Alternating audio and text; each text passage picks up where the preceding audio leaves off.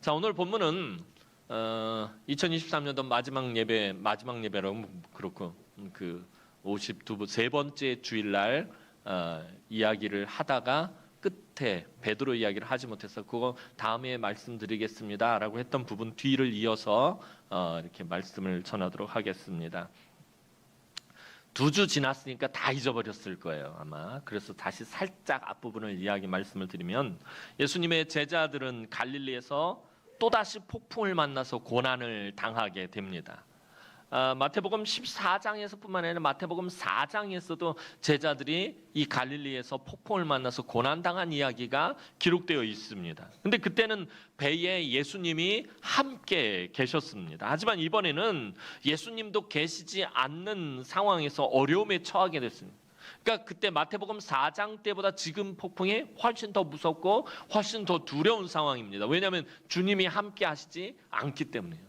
마태복음 4장에서는 비록 피곤해서 배에 고무를 베고 주무시고는 있었지만 주님이 곁에 함께 있었지만 이 마태복음 14장에는 주님이 함께 계시지 않았다라는 것입니다. 그런데 지난번에 살펴본 것처럼 이 본문의 이야기의 시작, 오늘 갈릴리에서 제자들이 또다시 폭풍을 만난 이 이야기의 시작은 제자들이 고난을 당하게 된 원인이 예수님에게 있음을 나타내면서 시작하고 있다라고 말씀을 드렸어요. 예수님이 제자들을 재촉해서 배에 태웠다라고 말씀드렸어요. 그랬는데 폭풍을 만나게 되었단 말입니다. 그러면은 제자들이 폭풍을 만나게 된 원인이 예수님에게 있다는 거예요. 예수님이 강제로 이 재촉하다라는 말이 강요하다, 강제로 하다라는 의미를 담고 있다라고 말씀드렸습니다. 강제로 배에 태워서 그 폭풍이 있는 바닷속으로 몰아 넣으셨다면 이 폭풍의 원인이, 이 제자들이 고난을 당한 원인이, 이유가 예수님에게 있다라는 것입니다. 결국 제자들은 예수님의 명령에 따랐다가 예수님의 말씀에 순종했다가 폭풍을 만나 고생을 한 것이나 마찬가지입니다. 때로는 우리가 이처럼 하나님의 말씀에 귀를 기울이고 순종하였음에도 불구하고 오늘 제자들처럼 알 수 없는 폭풍을 만날 때가 있다는 거예요. 믿음 생활 열심히 했는데, 내가 예배도 열심히 드리고 헌신과 충성과 봉사도 열심히 하고 헌금 생활도 열심히 하고 뭐든지 정말 열정적으로 열심히 했음에도 불구하고 이해할 수 없는, 알 수 없는 폭풍이 내 삶에 몰아칠 때가 있다라는 것입니다. 그래서 우리가 주님의 의도를 제대로 알지 못하면, 왜 폭풍 속으로 우리를 밀어 넣으시는지 그 이유를 이해하지 못하면 절대로 오늘 본문을 우리가 이해할 수 없다라는 것, 그리고 또 우리가 살아가면서 만나게 되는 삶의 폭풍들에 대해서 우리가 이해할 수가 없게 됩니다. 예수님이 제자들을 강제로 배에 태워 보내신 것은 바로 앞에 오병이어의 사건이 있었기 때문이다라고 2주 전에 분명히 말씀을 드렸습니다. 오병이어의 기적을 체험한 무리들이 예수님을 무엇으로 삼으려고 했죠? 왕으로 삼으려고 했단 말이에요. 막 사람들이 난리가 났어요. 늘 배가 고프고 늘 그 삶이 고달프고 늘 그 삶이 빈곤했던 이 무리들이, 이 사람들이 예수님이 막 배부르게 해주고 막 그러니까 예수님만 왕으로 세우면은 자기들이 더 이상 배고를 일도 없고 힘들 일도 없던, 그냥 다 흥분해서 예수님을 왕으로 삼으려 했습니다. 근데 문제는 무리들이 아니라 제자들이 문제였다는 거예요. 제자들도 정신을 차리지 못하고 서로 누가 크냐의 문제로 다투려고만 했기 때문이었습니다. 그래서 제자들을 재촉해서 배에 태워 보내시고 예수님은 산으로 오르셔서 그곳에서 기도하셨어요. 그런데 예수님이 곧 폭풍이 그 갈릴리에서 일 것을 아시면서도 제자들을 폭풍 속으로 들여보내신 것은 무리들 속에서 인간적인 생각을 하면서 헛된 것을 쫓는 것보다 차라리 폭풍 속이라 할지라도 하나님의 뜻을 쫓는 것이 훨씬 더 유익하다고 생각하셨기 때문이에요. 세상에 나가서 허랑방탕한 편하고 재밌고 즐거운 삶을 사는 것보다 비록 고난 가운데 있다 할지라도 하나님 뜻 안에 머물고 하나님의 계획하심 안에 머무는 것이 훨씬 더 유익하다라는 거예요. 오늘 저와 여러분들도 마찬가지고요. 하지만 예수님은 폭풍 속에서 고난을 당한 제자들을 그대로 내버려 두지 않으셨다라는 것입니다.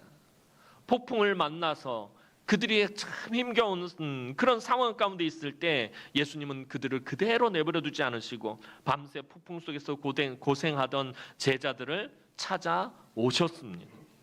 제자들이 그토록 무서워하던 파도를 지그시 밟으며 제자들에게로 찾아오셨습니다. 베드로, 야고보, 또 안드레, 요한, 이 네 명은 갈릴리에서 물고기 잡던 베테랑 어부들이었습니다. 사실 갈릴리를 손바닥 보듯이 알지만 그 갈릴리에서 이는 폭풍이 얼마나 무서운지 누구보다도 잘 아는 사람이 베드로, 안드레, 야고보, 요한이었습니다. 이들은 이 갈릴리의 폭풍이 일면은 너무 무섭고 너무 두려워하는 그런 사람들이었습니다. 그런데 그들이 그토록 무서워하던 파도를 예수님은 지그시 밟고 그들에게 찾아오셨다라는 거예요. 그런데 제자들을 향해 오시는 것 같았던 예수님이 제자들을 그냥 지나쳐 가셨다라고 지난번에 분명히 말씀을 드렸어요. 마가복음에는 지나쳐 가셨다라고 정확하게 표현을 하고 있습니다. 제자들은 그런 예수님을 보고는 이 유령이라고 놀라서 소리를 지르고 아주 난리가 났습니다. 무서워서 떨고 있는 제자들, 폭풍이 일어서 그것 때문에도 무섭고 그 폭풍을 속에서 누가 무리를 걸어서 오니까 유령이라고 생각하니까 그것도 무섭고 이래저래 계속 무서워서 두려워서 벌벌 떨고 있던 제자들에게 주님은 안심하라, 나니 두려워하지 말라라고 자신을 밝히시며 제자들을 안심시켜 주셨습니다. 그런데 이렇게 그냥 지나치시는 예수님을 붙잡은 것까지는 좋았는데 갑자기 베드로가 자기도 무리를 걸어서 예수님에게로 가겠다라고 말하는 거예요. 복음서를 읽다 보면 이 베드로가 항상 뜬금없이 등장해가지고서는 엉뚱한 이야기들을 하는 것들을 보게 됩니다. 아마 옆에서 정신이 하나도 없던 제자들은 베드로 쟤는 또 왜 저러나 아마 또 그런 마음이 들었을 것입니다. 자, 오늘 본문 28절 말씀 다시 한번 살펴보도록 하겠습니다. 28절 말씀입니다. 시작. 베드로가 대답하여 이르되 주여 만일 주님이시거든 나를 명하사 무리로 오라 하소서 하니.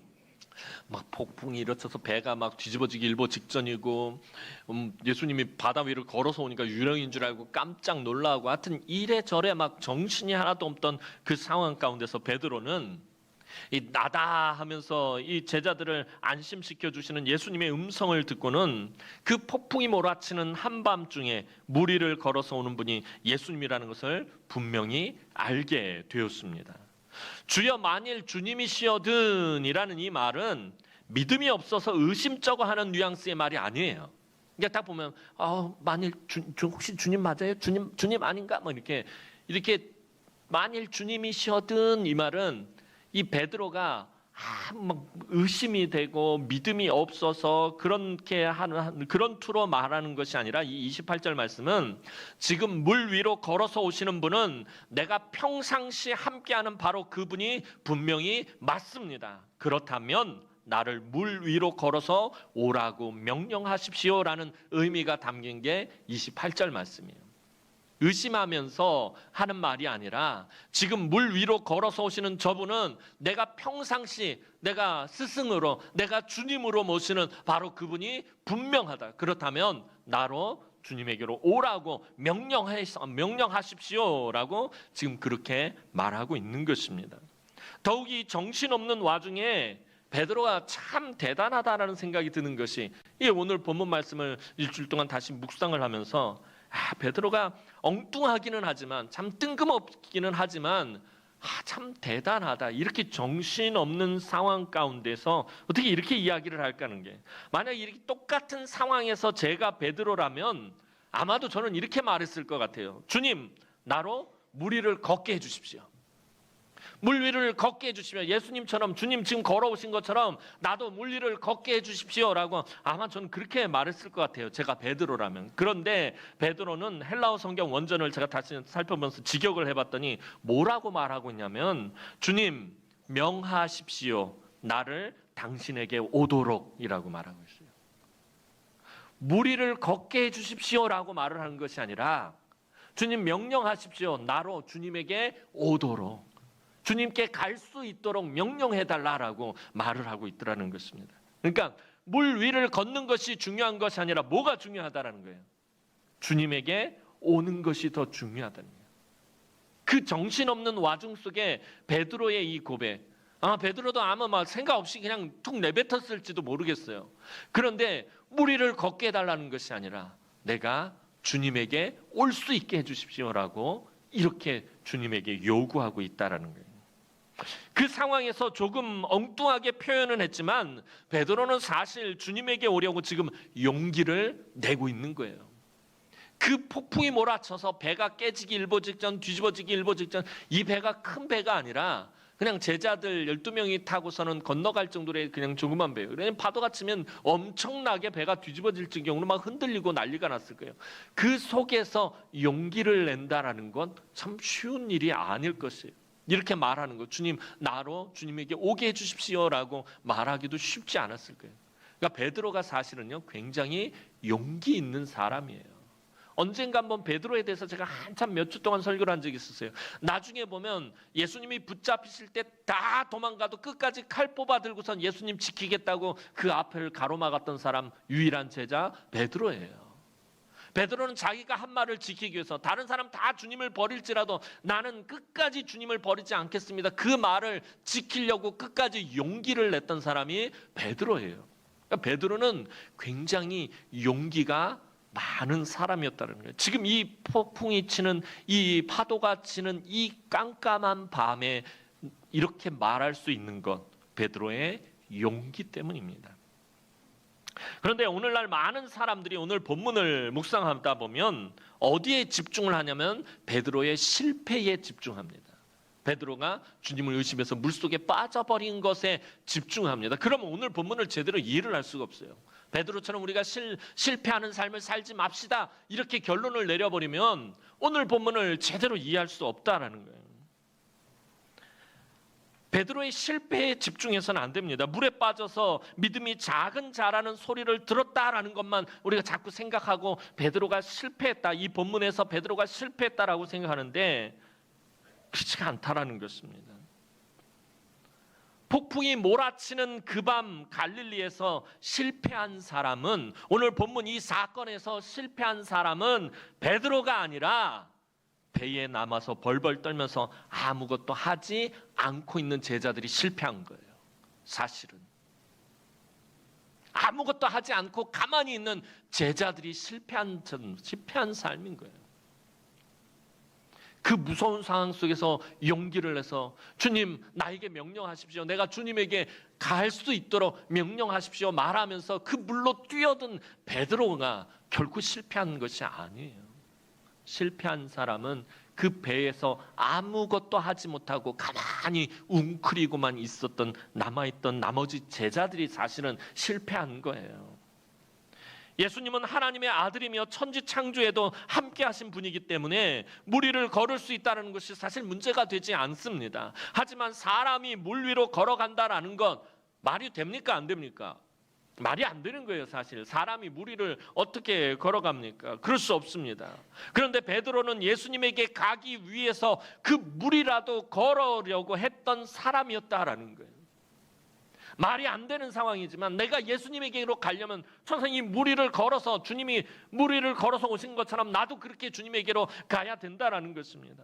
예수님이 오라고 명령만 한다면 그것이 불속이든지 물속이든지 뚫고 지나갈 수 있다라고 생각하고 배 밖으로 몸을 확 던져버리는 사람, 그 사람이 바로 베드로예요. 베드로는 그런 사내예요. 그러니까 나중에 십자가를 지고 죽을 때 구전에 의하면 나는 예수님처럼 그렇게 십자가에 매달려 죽을, 난 거꾸로 매달렸다. 정말 용기 있는 사람이고요. 여러분, 물 위를 걸으려면 어떻게 해야 되는 것입니까? 목사님 또 아침부터 뜬금없는 이상한 소리 하시네요. 아까 조금 전에 말이 안 된다고 해놓고서는 물 위를 걸을 수 있는 방법을 가르쳐 드릴까요?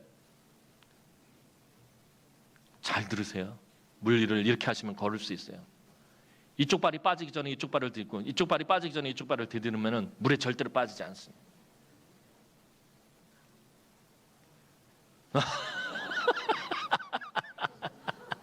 아, 그런 반응은 또 뭐야?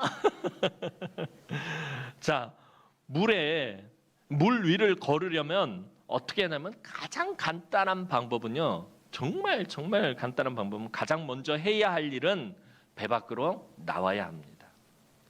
또 이상한 소리 한다 그러죠. 배 안에 가만히 있으면 절대로 무리를 걸을 수가 없어요. 그러니까 오늘 제자들을 보세요. 베드로와 배에 남아있던 제자들을 보시면 합니다. 배 밖으로 나와야지 물에 빠지든지 물을 걷든지 물속으로 들어가든지 하는 거지. 배 안에 가만히 있으면은 물 위를 걷는 거하고는 아무런 상관이 없게 된다는 거예요. 아무것도 할 수 없게 된다라는 것입니다. 가장 먼저 해야 할 일은 배 밖으로 나와야 한다라는 것입니다. 배 안에 있으면 절대로 무리를 걸을 수가 없습니다. 너무나도 당연한 말을 한다고 생각하시겠지만 사실 지금 폭풍 때문에 배가 뒤집히고 배가 깨지고 배가 물속에 빠지는 이런 위험한 상황이라면 여러분 배 안이나 배 밖이나 상황이 전혀 다를 바가 없다라는 거예요. 지금 이 폭풍 속에 배가 물속에 빠질 지경이라면 그 배 안에 있거나 배 밖에 있거나 전혀 다를 바가 없다라는 것입니다. 배 안에 있어도 죽고 배 밖으로 나가도 죽는다면 배 안에 있는 것이 사실 아무 의미가 없습니다. 그런데 우리는 배 안에 웅크리고 가만히 있으면 조금이라도 더 안전하다라고 생각을 한다라는 거예요. 이 배가 물속으로 빠져들어가고 있는데 이 배 안에 가만히 있으면 더 안전하다. 이 배 바깥에 있는 것보다 더 안전하다라고 생각합니다. 여러분 정말 더 안전한 것입니까? 이래도 죽고 저래도 죽는다면 사실 안전은 전혀 의미가 없는 거예요. 배 안에 있거나 배 밖에 있거나 안전이라는 부분에 있어서는 의미가 더 이상 없는 것입니다. 지난번에 말씀드렸듯이 예수님이 제자들에게 왔다가 그냥 지금 지나가고 있어요. 물론 소리를 지르는 제자들에게 안심하라, 두려워하지 말라라고 말씀은 하셨지만 그렇다고 폭풍이 멈춘 것은 아니에요. 마태복음 4장에서는 예수님이 배에서 고요하라, 잠잠하라 딱 말씀하시면서 폭풍을 잠재우셨어요. 그런데 오늘 본문을 잘 보면 제자들을 안심시켜요. 얘들아 나다. 무서워하지 마, 두려워하지 마. 내가 왔어 그러는데 폭풍이 멈췄나요?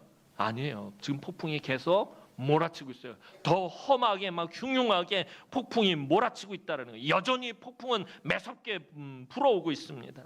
제자들은 폭풍이 무섭게 몰아치는 그 배 안에서 지금 그저 웅크리고만 가만히 있다는 거예요. 예수님이 찾아오시든지 말든지 그냥 그 배 안에서 가만히 있다라는 것입니다. 그런데 베드로는 용기를 내어서 물 위로 발을 내딛었습니다. 그리고 그 베드로는 몇 발자국인지는 모르겠지만 몇 걸음을 걸어갔는지는 모르겠지만 잠깐 그 물 위를 걸은 것은 분명합니다. 29절 말씀 보도록 하겠습니다. 오늘 본문 29절 말씀입니다. 시작. 오라 하시니 베드로가 배에 내려 물 위로 걸어. 자, 오라 하시니 베드로가 배에서 내려 물 위로 걸어서 예수께로 가되. 걸어서라고 분명히 말했어요. 베드로가 걷지 못하였다. 베드로가 물 위로 들어가자마자 물속에 빠져들었다. 이렇게 말하지 않고 걸어서 예수님께로 갔다. 그런데 라고 성경은 그렇게 말하고 있다는 거예요. 물론 물 위를 잠깐 걸어보기는 했지만 그의 의도와는 달리 그는 아마 예수님에게까지 물 위를 계속 걸어서 가려고 했었을 거예요. 그런데 그 의도와는 달리 결국 물에 빠져들고 맙니다. 그러나 베드로는 인류 역사상 처음이자 마지막으로 물 위로 걸어서 주님에게로 간 유일한 사람이 되었습니다. 말도 안 되는 능력을 지금 체험하게 되었다라는 거예요. 예수님의 제자들 중에서 물 위를 걷는 체험을 한 사람 유일한 제자들을 떠나서 온 인류 가운데 물 위를 걸어서 주님에게로 간 유일한 사람, 엄청난 능력을 체험했다는 거예요. 오늘날 대부분의 사람들은 베드로처럼 배 밖으로 나와서 물 위로 발을 내딛지 못하는 이유를 상황과 조건에 둘러댑니다. 아마 배에 남아 있었던 제자들도 마찬가지였을 거예요. 이런 상황에서 이렇게 폭풍이 몰아치고 이 파도가 이렇게 겁나게 치는 이 상황에서 무엇을 할 수 있겠는가? 이 상황과 이 조건에서는 예수님에게 가는 것이 이거는 불가능하고 맞지 않다라고. 우리가 오늘 신앙생활하면서 마찬가지예요. 내가 건강이 좋지 않아서, 내가 경제가 힘들어서, 가정 형편이 어려워서, 근데 이런저런 상황과 조건이 맞지 않아서, 상황과 형편이 나아지고 조건이 맞으면 배 밖으로 나가서 물 위로 발을 내딛겠다라고 우리는 그렇게 말하면서 신앙생활 한다는 거예요. 사실은 내가 형편이 좀 더 좋아지면, 내 상황이 더 좋아지면, 내가 좀 더 건강해지면, 그러면 내가 배 밖으로 나가서 물 위를 걷겠다는 거예요. 하지만 아무리 시간이 지나도 우리의 상황과 형편과 처지는 혹시나 했지만 역시나 그대로다라는 거예요.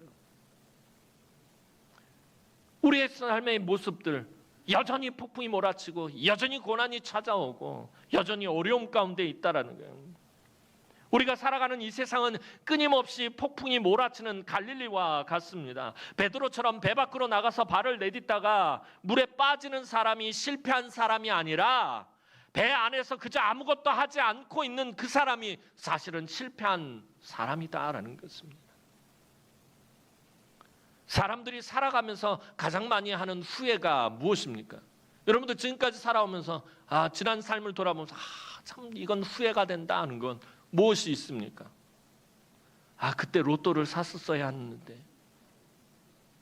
그 1등 한 사람 옆에서 나도 그거 사서 긁었어야 됐는데, 그 땅을 내가 샀었어야 했는데, 그 집을 샀어야 했는데, 그곳에 갔었어야 했는데, 거기에 투자했어야 했는데, 그때 공부했었어야 했는데, 그때 내가 그걸 배웠어야 했는데, 여러분 그렇게 후회하죠.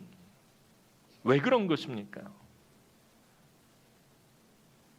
실패하는 것이 두려워, 손해보는 것이 두려워 그냥 가만히 있었기 때문에 지금 후회하는 거예요. 우리 믿는 사람들도 마찬가지입니다. 그때 내가 조금 더 헌신했었어야 됐는데, 내가 더 기도할 수 있었는데, 내가 더 능력을 체험할 수 있었는데, 내가 더 베풀 수 있었는데, 내가 더 사랑할 수 있었는데, 내가 더 겸손히 순종할 수 있었는데, 더 귀하고 능력 있게 아름답게 신앙생활할 수 있었는데 후회를 합니다. 분명 하나님이 맡겨주신 일이었는데 내 생각과 판단에만 집중하다가 제대로 감당하지 못한 일들에 대한 후회가 저와 여러분들에게는 있더라는 것입니다. 하나님이 부르셨고 하나님이 저와 여러분들에게 사명을 주셨는데 그 사명 앞에서 아무것도 하지 않고 가만히 있다가 시간이 지나고 이제 와서는 내가 그때 그 사명 앞에서 헌신했었어야 했는데 후회한다는 거예요. 이 모든 후회는 하나님의 부르심 앞에 현실이라는 폭풍 때문에 물 위로 한 걸음도 내딛지 못했기 때문에 하게 되는 후회인 것입니다. 우리 주님은 왜 제자들을 폭풍이 있는 바다로 들여보내고 오늘 본문의 상황을 만들어내신 것입니까? 오늘 우리도 베드로처럼 물 위로 걸어서 주님에게 오려고 하는 용기를 갖게 하기 위해서는, 베드로처럼 용기 있는 신앙생활을 할 수 있도록 그 예시를 제공하기 위해서 지금 주님은 제자들을 통해서 이런 상황을 만들고 계십니다.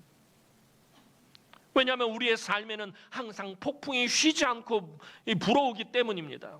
여러분 정말 고난이 쉴 새 없이 찾아오는 성도들을 보면 마음이 참 많이 아픕니다. 여러분 주변을 잘 살펴보시기 바랍니다. 우리가 주일날 만나면 서로 반갑고 기쁘게 할렐루야 아이고 반갑습니다. 그래서 서로 주님의 이름으로 축복합니다. 웃으면서 예배하고 있지만 사실은 그 마음속 깊은 곳에는 어떤 아픔이 있고 어떤 상처가 있는지, 삶에 지금 어떤 고난을 당하고 있는지, 지금 고난이 겹쳐 있고 걱정과 근심에 짓눌려 있고 그냥 폭풍이 쉴 새 없이 몰아치고 있는 삶 가운데 놓여 있는지 우리 잘 살펴봐야 돼요. 정말 어떤 분들은 그래요. 다윗 목사로서 보면은 새벽에 기도할 때 마음이 너무 아파요. 하나님 도대체 왜 그러신 것입니까? 왜 고난이 끊이지 않고 왜 고난이 겹치는 것입니까? 이거 하나 끊치고 나면 저기서 터지고 저거 하나 멈추고 나면 여기서 또 다른 문제가 생기고 한숨 돌릴 겨를도 없이 고난이 겹치는 인생들입니다. 그런 우리에게 필요한 것이 무엇이겠습니까? 늘 폭풍이 몰아쳐오고 늘 고난이 겹치는 가운데서 우리에게 필요한 것이 폭풍이 있는 갈릴리 물 위를 걸어서 주님에게로 가려고 했던 베드로의 용기와 그 베드로의 파이팅이 저와 여러분들에게 필요하다라는 것입니다. 그리고 용기 있게 믿음으로 주님을 향해 나아간 사람은 주님이 반드시 책임져 주신다는 거예요. 그 사람이 실패했던 실수했던 그거 상관하지 않아요. 반드시 책임져 주신다는 것입니다. 중간에 실수하고 실패하고 넘어져도 우리 주님 결코 버리거나 포기하지 않으십니다. 다시 붙잡아 주시고 이끌어 주셔서 끝까지 가야 할 길을 가게 하십니다. 처음에 무리로 걸어서 주님에게로 갈 때 베드로는 얼마나 신이 났겠습니까? 나 물 위를 걷네. 나 물 위를 걷네. 얼마나 그 마음이 신이 났겠어요. 예수님을 만나기 전까지 평생을 갈릴리에서 배를 타고 물고기를 잡았던 사람이 베드로입니다. 그 물 위를 걷는다는 건 상상도 해본 적이 없어요. 폭풍이 이는 그 갈릴리 그 바닷속 그 바다 위를 걸어간다는 건 생각도 해본 적이 없어요. 그런데 지금 그 갈릴리 물 위를 자기가 걸어가고 있는 것입니다. 어떤 생각이 들었을까요? 그 짧은 순간 어깨가 으쓱했을지도 모릅니다. 뒤에 남겨진 다른 제자들에게 자기가 얼마나 대단한 제자인지 보여주고 싶었을 것입니다. 아까 낮에 들판에서 오병이어의 기적이 일어났을 때 분명히 제자들은 누가 크냐의 문제로 다투었을까요? 예수님을 왕으로 삼겠다는 그 무리들, 이제 막 그 무리들이 예수님의 제자들까지 얼마나 위대하게 봤을까요? 이 위대한 주님을 섬기는 제자들 대단할 거라고 생각했을 거예요. 그 가운데서 제자들은 누가 크냐의 문제로 분명히 다투었을 것입니다. 그런 제자들이 배에 있고 베드로는 지금 무리를 걸어서 갑니다. 누가 크냐의 문제, 이제 그것이 증명되었다라고 말하고 싶었을지도 모릅니다. 뒤에 남은 다른 제자들을 힐끔 봤을지도 모르겠어요. 봐라, 내가 베드로다. 내가 가장 큰 제자다. 그런데 예수님을 바라보던 베드로의 시선이 흐트러지기 시작한 것입니다. 30절 말씀 보도록 하겠습니다. 오늘 본문 30절 말씀입니다. 시작. 바람을 보고 무서워 빠져가는지라 소리 질러 이르되 주여 나를 구원하소서 하니. 베드로가 무엇을 보게 되죠? 바람을 보게 됩니다. 폭풍을 보게 됩니다. 베드로가 바람을 보았다라는 말은요, 다르게 말하면 무엇을 의미하냐면 베드로가 현실을 보았다는 거예요. 지금 무리를 걸어가고 있는 게 사실은 현실적인 건 아닙니다. 폭풍이 몰아치고 바람이 거세게 부는 그 현실을 바라보게 된 것입니다. 아까 말씀드렸던 것처럼 우리가 주님만 바라보면서 잘 걸어가다가도, 우리가 믿음으로 잘 걸어가다가도 넘어지는 이유가 무엇입니까? 신앙생활 정말 열심히 잘하다가도 왜 시험에 들고 왜 넘어지고 왜 실족하게 되는 것입니까? 현실을 보게 되기 때문입니다. 현실의 벽에 부딪히기 때문입니다. 믿음을 지키며 산다라는 것이, 이 세상 가운데서 믿음을 지키며 산다라는 것이 얼마나 어려운지 그 현실을 마주하게 되기 때문에 그러거든요. 현실의 상황과 형편과 조건을 주님보다 더 크게 보기 시작하기 때문에 넘어지게 되는 것입니다. 그 폭풍 속에 빠져들기 시작하는 것입니다.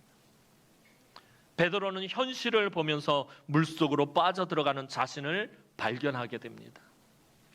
그리고 자기가 아무것도 할 수 없다는 것을 알고서 예수님께 살려달라고 냅다 소리를 지르고 말았습니다.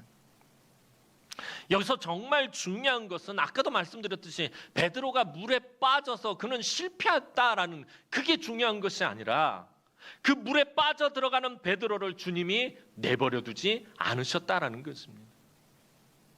31절 말씀 보도록 하겠습니다. 오늘 본문 31절 말씀입니다. 시작. 예수께서 즉시 손을 내밀어 그를 붙잡으시며 이르시되 믿음이 작은 자여 왜 의심하였느냐 하시고. 자, 예수님이 어떻게 하시죠? 즉시 손을 내밀었다. 강조해서 표현하죠. 물론 막 빠져드는 거예요. 주님 날 좀 살려주십시오. 즉시 손을 내밀었다. 예수님 즉시로 손을 내밀어서 물에 빠진 이 베드로를 구해 주셨습니다. 그리고 베드로의 손을 잡고 함께 물 위를 걸어서 배로 돌아오셨다는 거예요.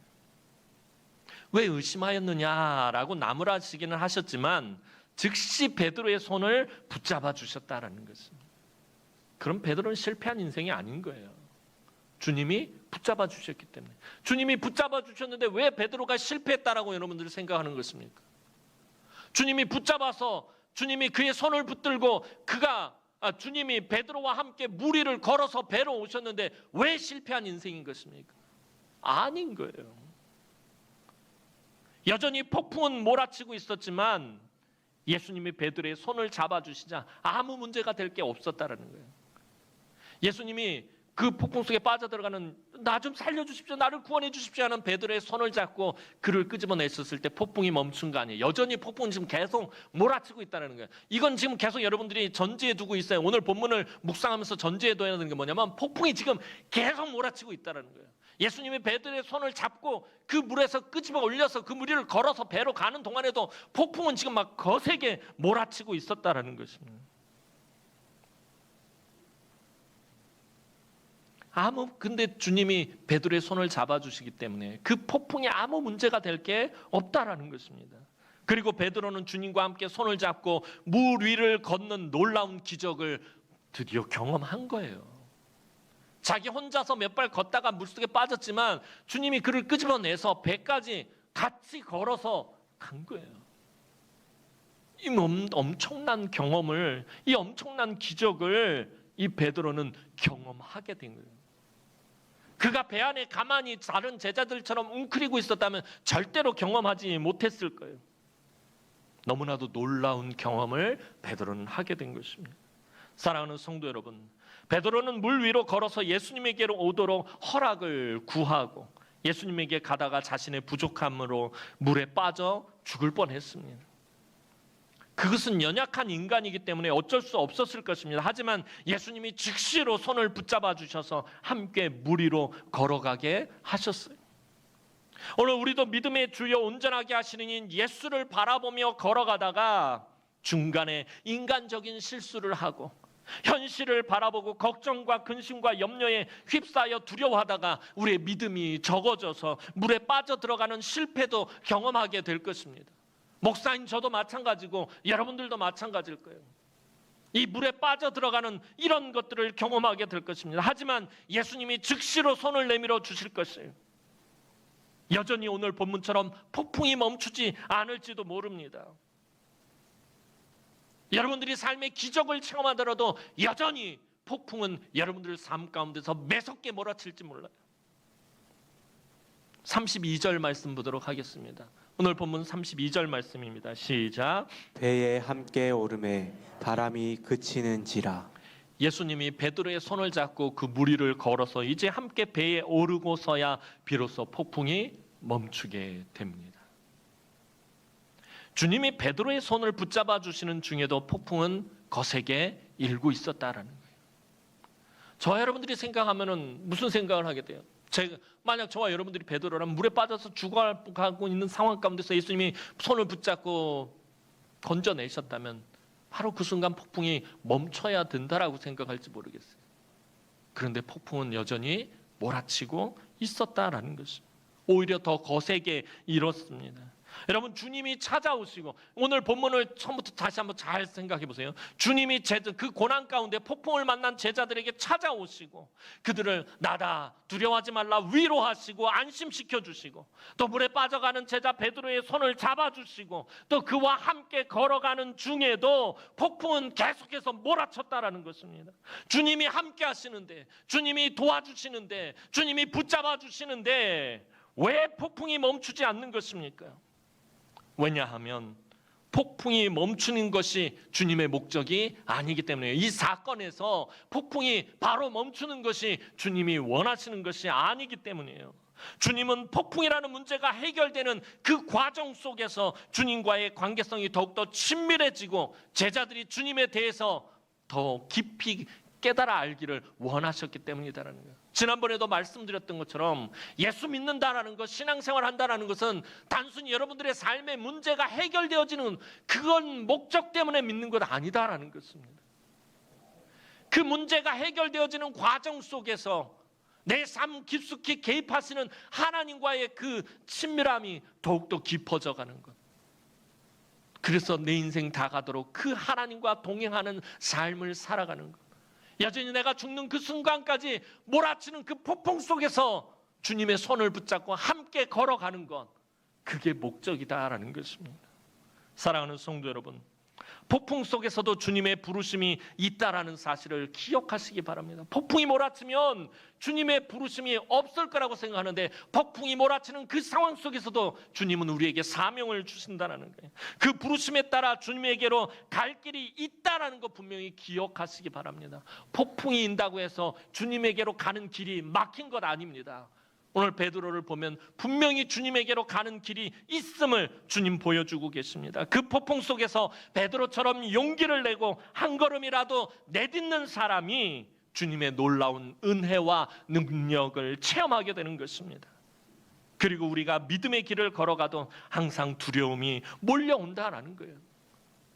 우리가 아무리 충성하고 헌신하고 봉사하고 정말 열정적으로 여러분들 믿음 붙들고 살아도 삶 가운데서는 두려운 일이 폭풍처럼 몰려온다라는 것입니다. 성경에 우리 믿음의 많은 선조들도 항상 겁에 질려 떨어야 했고요, 두려워하기도 했고 때로는 도망가려고도 했어요. 하지만 그때마다 하나님이 항상 위로하시고 격려하시고 붙잡아 주셔서 끝까지 믿음의 길을 걸어가게 하셨다라는 것입니다. 또한 믿음의 길을 걸어가다가도 현실의 벽에 부딪혀서 넘어지고 물에 빠질 수도 있습니다. 하지만 그때마다 우리의 손을 붙잡아 주시는 주님의 손길을 여러분들 체험하게 될 것이에요.